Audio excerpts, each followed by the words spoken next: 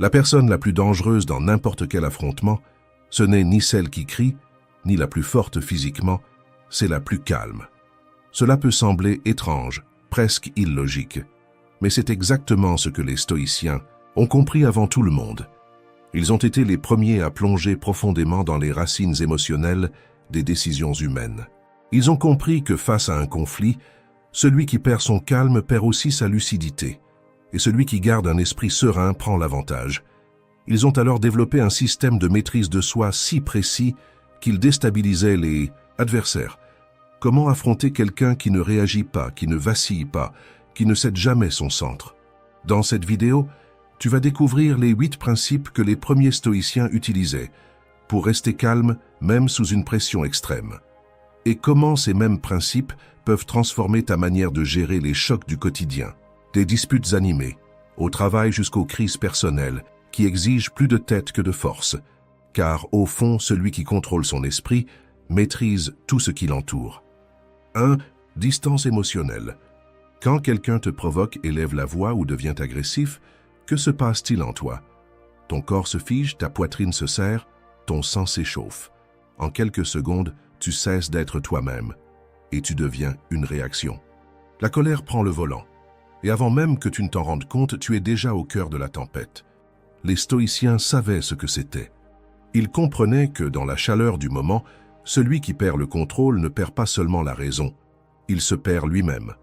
C'est pourquoi le premier principe n'a rien à voir avec la force ni avec les arguments. Il s'agit d'un mouvement plus subtil, mais infiniment plus puissant. Créer une distance émotionnelle. La distance émotionnelle, ce n'est pas de la froideur, c'est de la présence. C'est lorsque tu ressens tout, mais que tu ne te laisses emporter par rien. L'émotion arrive, mais tu ne lui ouvres pas la porte, tu l'observes. C'est comme faire un pas en arrière et regarder depuis l'extérieur, au lieu d'être englouti de l'intérieur. Platon comparait cela à un nuage qui traverse le ciel. L'émotion arrive, se forme, menace d'assombrir l'horizon. Mais tu ne fais pas corps avec elle. Tu n'es pas la colère, ni la peur. Tu es celui qui voit cela arriver. Et cette différence change absolument tout. Parce que la plupart des gens deviennent leur émotion. Ils ne se contentent pas de ressentir la colère. Ils deviennent la colère. Ils agissent par elle, parlent pour elle, blessent à cause d'elle. Même ceux qui ne sont pas de nature explosive perdent leur centre dans cet état. Ils réagissent sous l'impulsion, disent ce qu'ils ne voulaient pas dire, prennent des décisions qu'ils regretteront plus tard. Et tout cela, simplement parce qu'ils ne savent pas préserver ce petit, mais puissant, espace intérieur. Les stoïciens faisaient autrement. Ils donnaient un nom à ce qu'ils ressentaient. Je ressens de la colère en ce moment. Rien que cela ouvrait déjà un espace. Et cet espace, c'est la liberté. Parce que lorsque tu reconnais l'émotion, elle perd le pouvoir qu'elle avait sur toi. C'est comme tirer le frein d'urgence. Tu n'effaces pas ce que tu ressens, mais tu interromps l'escalade. Et à partir de là, tu choisis. C'est cela le véritable self-control. Ce n'est pas faire semblant de ne rien ressentir. C'est ne pas laisser ce que tu ressens prendre ta place. Et plus tu t'exerces, plus cet espace grandit, et plus ta force intérieure grandit aussi. Car contrôler ses émotions, ce n'est pas de la faiblesse, c'est de la maîtrise. Lorsque tu restes solide au cœur de la tempête, alors que tout en toi veut exploser, c'est à ce moment-là que tout bascule.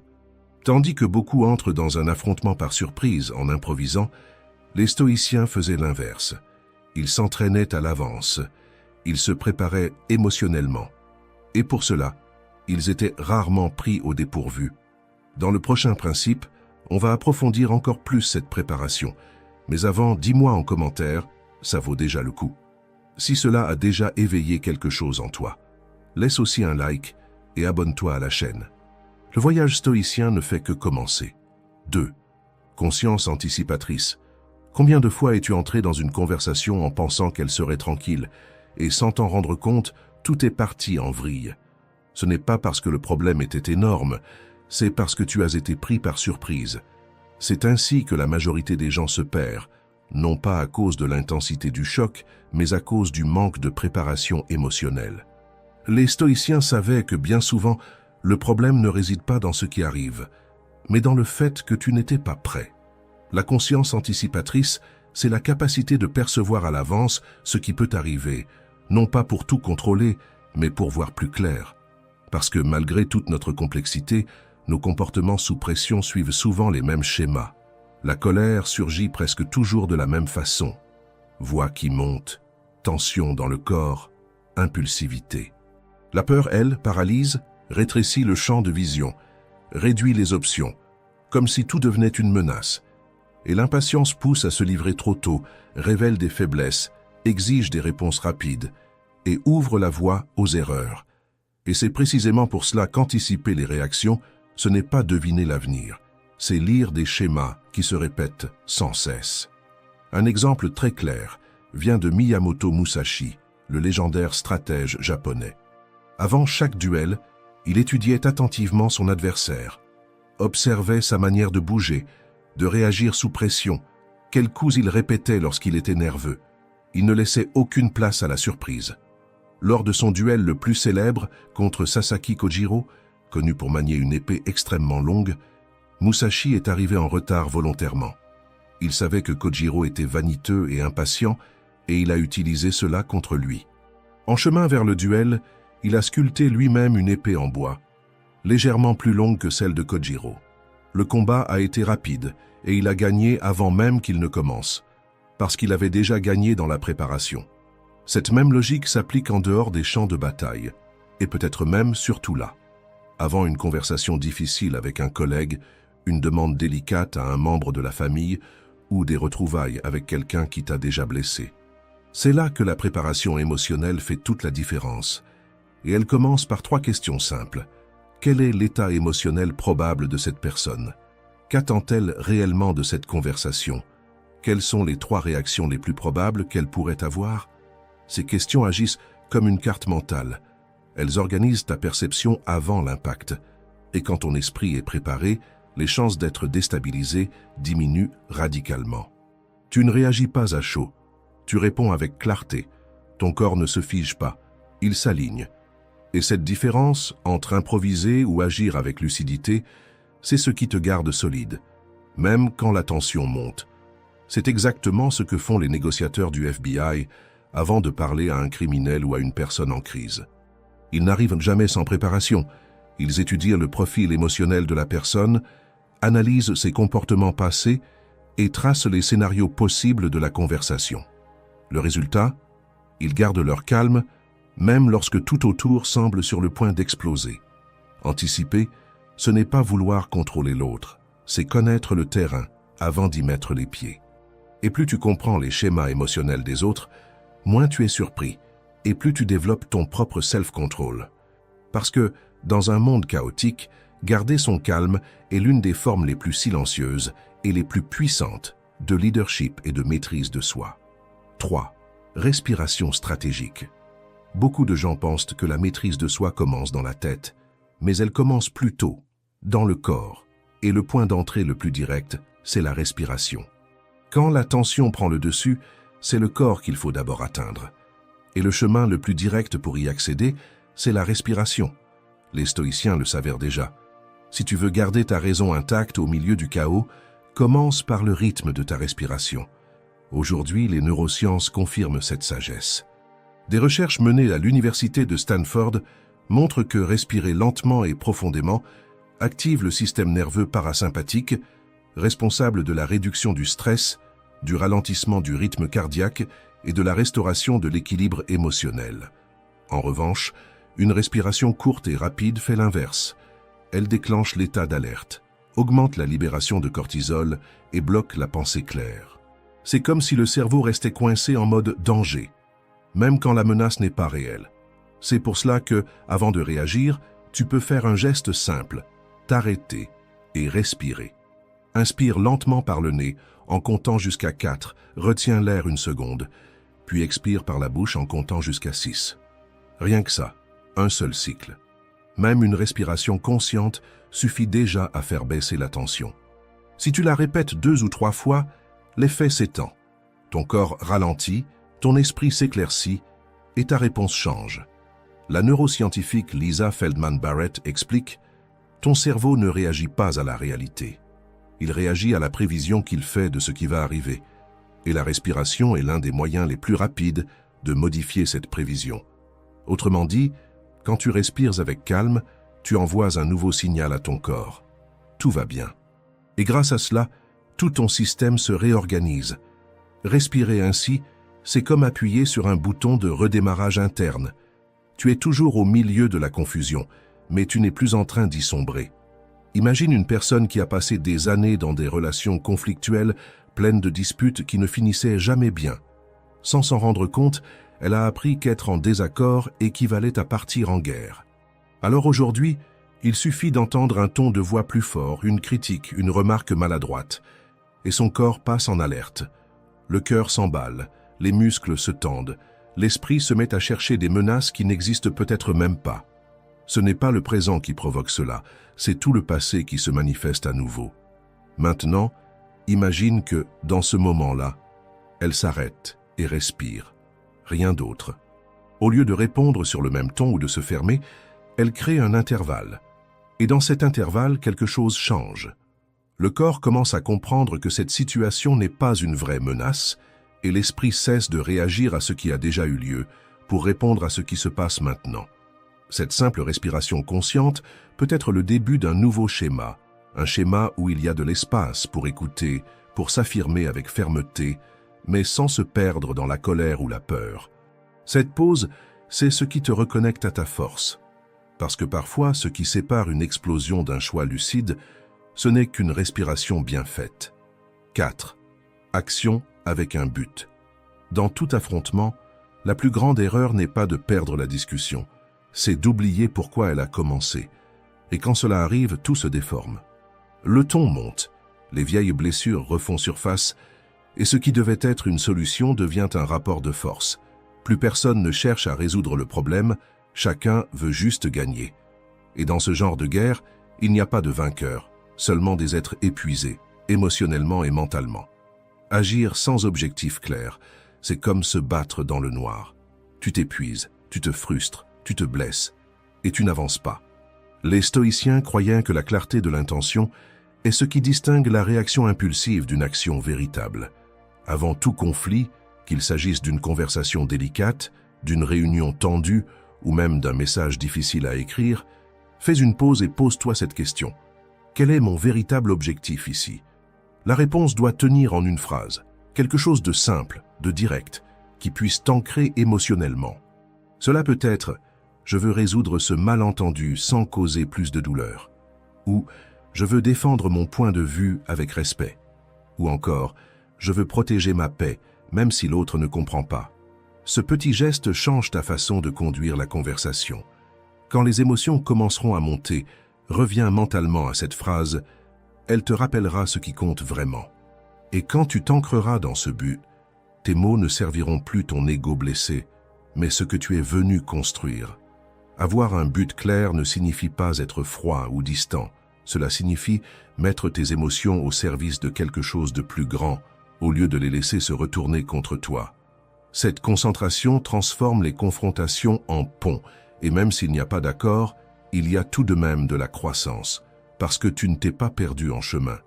Imagine quelqu'un qui entre dans une discussion avec l'intention de régler une situation simple, mais qui en ressort avec des blessures qu'il ne pensait même plus avoir. Cela arrive quand il n'y a pas de but. Maintenant, imagine le contraire. Quelqu'un qui décide, avant même de commencer, qu'il veut simplement être compris sans avoir besoin de gagner. Cette personne ne perd pas son centre, même si l'autre perd le sien. Quand tu sais pourquoi tu parles, tu sais aussi quand le silence vaut plus que les mots. Et le vrai pouvoir ne réside pas dans le fait de gagner plus de disputes, mais de ne pas être dominé par elles. Il existe une phrase de Miyamoto Musashi qui résume bien cela. Le but ultime des arts martiaux est de ne pas avoir à s'en servir. Et dans les conflits de la vie, cette logique s'applique aussi. Quand ton attention est centrée sur ce qui compte vraiment, la plupart des batailles perdent leur sens avant même d'avoir commencé. Et si tu veux en apprendre davantage sur la maîtrise de soi et le stoïcisme, abonne-toi à la chaîne, laisse ton like et partage cette vidéo avec quelqu'un que tu veux aussi voir grandir émotionnellement. 5. Économie de mouvement. Beaucoup de gens pensent qu'être un bon communicant, c'est savoir répondre vite. Mais dans la majorité des confrontations, Ce qui épuise le plus, ce n'est pas ce qui a été dit, c'est tout ce qui a été dit en essayant d'avoir raison. Tu essaies de te justifier, d'expliquer, de te défendre, même lorsque l'autre personne n'écoute déjà plus.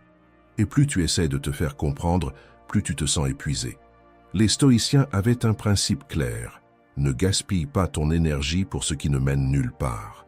Toute provocation ne mérite pas de réponse et toute accusation n'exige pas de défense. Quand tu réagis à tout sans filtrer, tu finis par trop parler, trop ressentir et, au final, trop peu comprendre. Et toute cette énergie gaspillée en émotions excessives manque cruellement quand il faut garder le contrôle. Platon disait « Le sage parle parce qu'il a quelque chose à dire, le sot parce qu'il doit dire quelque chose. » Et c'est l'une des plus grandes leçons de self-control en communication. Un bon communicant dit ce qu'il pense, oui, mais il réfléchit d'abord à ce qu'il va dire. Il évalue l'impact, le moment, la réelle nécessité de ses paroles, et surtout, il se demande si elles servent un but ou simplement son ego. Pense à quelqu'un qui commence la journée en se disputant avec sa compagne pour quelque chose de banal. Ensuite, il assiste à une réunion où il se sent attaqué et tente de trop se justifier. Il perd sa concentration, il perd son autorité. Et le soir, il reçoit un message mal formulé et répond à chaud, déclenchant une autre discussion. Cette personne n'a pas tort de ressentir ce qu'elle ressent. Elle est juste émotionnellement épuisée d'entrer dans chaque situation comme si c'était un combat. Maintenant, imagine qu'avant chaque réponse, elle prenne une simple pause. Est-ce que cela mérite vraiment d'être dit? Ou est-ce que ça ne fera qu'aggraver les choses? Peut-être que, dans la discussion du matin, il aurait suffi d'écouter attentivement et de répondre avec légèreté. Dans la réunion, une affirmation brève et claire aurait eu plus d'impact qu'une longue explication. Et pour ce message, le silence aurait peut-être été le choix le plus sage. Parler moins ne veut pas dire ressentir moins. L'économie de mouvement, c'est cela. Ne pas se taire, ne pas fuir, mais savoir où il vaut la peine de mettre ton énergie. Quand tu apprends à ne répondre qu'à ce qui est nécessaire, tu crées de l'espace pour respirer, réfléchir et gérer les conflits avec plus de présence et moins d'usure. Au fond, celui qui parle peu n'est pas celui qui ressent peu. C'est celui qui a compris que toute bataille ne vaut pas la peine d'être menée. Et que bien souvent, protéger ta paix vaut plus que prouver que tu as raison. 6. Détachement de la forme. Il existe un type de rigidité qui passe inaperçu, mais qui nous rend vulnérables. C'est l'attachement à une manière fixe de penser, de réagir et d'agir. Tu te construis une image de toi, tu choisis un chemin, tu établis un mode de fonctionnement. Puis tu t'y accroches, même quand cela n'a plus de sens. Cette rigidité émotionnelle donne une fausse impression de contrôle, mais en réalité elle t'empêche de t'adapter. Les stoïciens valorisaient la flexibilité. Ils savaient que ceux qui s'accrochent trop à une idée ou à une attente se heurtent plus facilement à la frustration. Parce que la vie change, les gens changent, et parfois, c'est toi qui dois changer aussi, non pas pour plaire au monde, mais pour continuer à évoluer. Pense à quelqu'un que l'on a toujours perçu comme fort, la personne qui gère tout, qui encaisse tout. Elle est fière de cette image et ne s'autorise pas à montrer de la vulnérabilité. Mais à l'intérieur, elle est épuisée, et à l'extérieur, elle devient de plus en plus dure. La rigidité qui paraissait être de la force devient une prison. Ou encore, quelqu'un qui se définit comme rationnel et, pour cette raison, ne laisse jamais de place aux émotions. Il évite les conversations profondes, ignore son intuition et tente de vivre comme si ressentir était une faiblesse. Avec le temps, il perd des liens, il cesse d'écouter, il perd même la chance de mieux se connaître. Se détacher de la forme, c'est comprendre que tu peux être plus d'une chose à la fois. Tu peux être fort et demander de l'aide. Tu peux être rationnel et ressentir. Tu peux changer d'avis, de direction, d'attitude, sans pour autant perdre ton identité. La prochaine fois que tu ressens une résistance face à quelque chose de nouveau, demande-toi, est-ce que je dis non parce que cela n'a pas de sens, ou juste parce que cela ne correspond pas à l'image que je me suis construite? Cette question crée un espace où tu peux agir librement, non par peur d'être incohérent. La vie ne te demande pas d'être toujours le même. Elle te demande d'être honnête avec la personne que tu es en train de devenir. Et parfois, la plus grande démonstration de force, c'est de s'autoriser à changer. Comme l'a dit Miyamoto Musashi, Tu dois comprendre qu'il existe plus d'un chemin vers le sommet de la montagne. Beaucoup de gens entrent dans un conflit en pensant qu'il n'existe qu'une seule façon de le gérer, en forçant, en affrontant, en voulant dominer à tout prix. Mais toute victoire ne passe pas par la résistance. Parfois, le chemin le plus sage est celui qui te permet de t'adapter, d'observer et de choisir avec plus de calme. Quand tu commences à relâcher les anciennes idées sur comment tu dois agir, réagir ou même paraître, quelque chose change. L'affrontement cesse d'être automatique. Tu ne te sens plus obligé d'attaquer, ni de prouver que tu as raison tout le temps. Peu à peu, cette force que tu utilisais pour maintenir une posture devient de la clarté. Et quand cela arrive, tu comprends que le vrai pouvoir ne réside pas dans la victoire, mais dans la manière dont tu choisis d'avancer. 7. Solitude constructive. Tous les affrontements ne se passent pas avec les autres. Beaucoup se passent dans le silence, quand tu es seul, et que malgré tout, tu n'arrives pas à trouver la paix. Nous vivons entourés de stimulation, de voix, d'attentes, de comparaisons, et au milieu de tout ce bruit, le silence devient presque inconfortable, mais sans lui, il n'y a pas de clarté. L'esprit a besoin d'espace pour organiser ce qu'il ressent, ce qu'il pense et ce qui compte vraiment. Sans ce temps de recul, tout se brouille. Les blessures deviennent des vérités. Les impulsions se transforment en décisions. La colère décide à ta place. Et les anciennes douleurs continuent de parler pour toi. La bonne solitude n'isole pas. Elle réorganise. Elle réorganise toi-même, tes sentiments et ton esprit. Elle ne consiste pas à fuir le monde, mais à réussir à s'écouter en plein milieu de celui-ci. C'est dans cet espace, loin des réactions impulsives et des attentes extérieures, que tu commences à comprendre ce qui te fait avancer et ce qui ne fait que te distraire. Pense à quelqu'un qui vit pour plaire, qui est toujours entouré, qui dit toujours oui, qui tremble à chaque conflit, et puis quand il se retrouve enfin seul, il sent le poids du vide. Parce que tout ce qu'il fait est destiné à obtenir l'approbation des autres, et qu'il n'a jamais eu le temps de comprendre ce qu'il veut vraiment. Maintenant, imagine cette même personne prenant 10 minutes par jour, juste pour être avec elle-même. Sans téléphone, sans distraction, sans obligation. Au début, cela peut sembler inconfortable, mais avec le temps, ce silence commence à révéler ce qui n'avait jamais été vu. L'anxiété d'être accepté, la peur de décevoir, l'épuisement de vivre en essayant toujours d'être compris. La solitude constructive fonctionne ainsi. Elle ne résout pas tout, mais elle crée l'espace nécessaire pour ne plus répéter les mêmes conflits, pour les mêmes raisons. Elle te montre que toutes les réponses ne viennent pas de l'extérieur, et que parfois ce que tu croyais être un affrontement n'était qu'un appel à te reconnecter avec toi-même. 8. Réflexion. Après un affrontement, il est courant d'essayer d'oublier ce qui s'est passé le plus vite possible.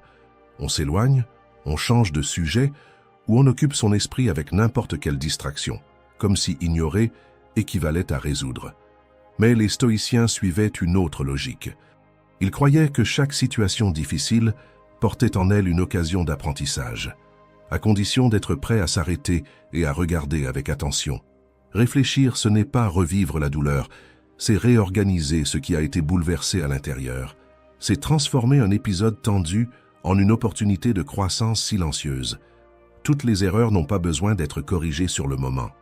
Parfois, le vrai ajustement vient après, quand tu repasses mentalement la conversation, que tu observes ta réaction, que tu reconnais les moments où tu as perdu le contrôle. Cet examen honnête, fait sans précipitation et sans jugement, est l'une des formes les plus puissantes d'évolution émotionnelle. Pense à quelqu'un qui s'est disputé avec un ami. Sur le coup, il a dit plus qu'il ne fallait, il s'est senti mal, mais il a tout refoulé et poursuivi sa journée comme si de rien n'était. Maintenant, imagine que cette même personne, une fois rentrée chez elle, prenne 5 minutes pour réfléchir à ce qu'elle a ressenti, à la raison de sa défense, à ce qu'elle aurait pu faire autrement. Ce moment de silence ne répare pas le passé, mais prépare le terrain pour agir avec plus de sagesse la prochaine fois. Pense rapidement à ta dernière dispute. Qu'en as-tu tiré comme enseignement? Peut-être as-tu compris qu'il n'est pas toujours nécessaire de tout dire. Peut-être as-tu remarqué que le silence, parfois, protège mieux que le meilleur des arguments. Tu as peut-être ressenti l'importance de séparer le personnel du professionnel ou de garder ton calme même quand l'autre perd le sien. Fais cette liste mentalement et pense à la manière dont ces apprentissages peuvent éviter de retomber dans les mêmes schémas. Les stoïciens appelèrent cela un examen de conscience, une habitude simple mais puissante qui renforce ta clarté face aux situations à venir. En créant cet espace d'observation après un conflit, tu cesses d'être quelqu'un qui réagit uniquement pour devenir quelqu'un qui comprend. Tu découvriras peut-être que tu t'énerves chaque fois que tu ne te sens pas écouté ou que tu te fermes quand il faut admettre une erreur. Tu verras que ce n'est pas le ton de la conversation qui te blesse, mais une peur ancienne d'être rejeté. Et quand ces vérités remontent à la surface, quelque chose en toi s'aligne. Non pas parce que tout est résolu, mais parce que tu vois enfin ce que tu ressentais sans comprendre. La pratique de la réflexion n'a pas besoin d'être longue ou formelle. Elle peut avoir lieu pendant une marche, en fin de journée, pendant que tu te brosses les dents ou que tu prends ta douche. Il suffit d'une question sincère. Qu'est-ce que ce moment m'a appris? Et cette question, répétée régulièrement, commence à façonner ta manière d'interagir avec les autres, de poser des limites, de répondre aux situations. C'est dans cet espace de pause et de compréhension que le changement commence. Quand tu apprends à regarder ce que tu vis avec honnêteté, les conflits cessent d'être de simples tensions et deviennent des tournants. Tu commences à reconnaître ce que tu répètes, ce que tu ressens sans le nommer, ce qui a besoin d'être transformé, non chez les autres, mais en toi. Et plus tu apportes de conscience à ces moments, plus ta façon de gérer ce qui te déstabilisait autrefois devient légère. Au fond, ces 8 principes ne sont pas seulement des stratégies pour les conflits, ce sont des pratiques pour une vie plus lucide, plus centrée et plus forte de l'intérieur. Parce que quand tu apprends à te maîtriser, à t'observer, à te réguler et à agir avec intention, beaucoup de conflits perdent leur intensité et disparaissent. Ce n'est pas le monde qui a changé, c'est toi qui as appris à avancer avec plus d'équilibre à l'intérieur de lui. Et avec le temps, tu cesses d'être quelqu'un qui vit dans des guerres inutiles, pour devenir quelqu'un qui inspire la paix, même quand tout autour est en tension. Si tu es arrivé jusqu'ici, cela en dit long sur l'importance que tu accordes à ton propre cheminement, alors honore cela. Dis-moi en commentaire ce que tu as le plus appris sur la manière de garder ton calme dans un conflit. Et si ce contenu t'a aidé d'une manière ou d'une autre, abonne-toi à la chaîne. Ici, on parle de progrès personnel avec profondeur, avec calme et avec sincérité, parce que la maîtrise de soi, ce n'est pas seulement réagir moins, c'est vivre mieux. Merci d'avoir été là, et à très bientôt pour une prochaine vidéo.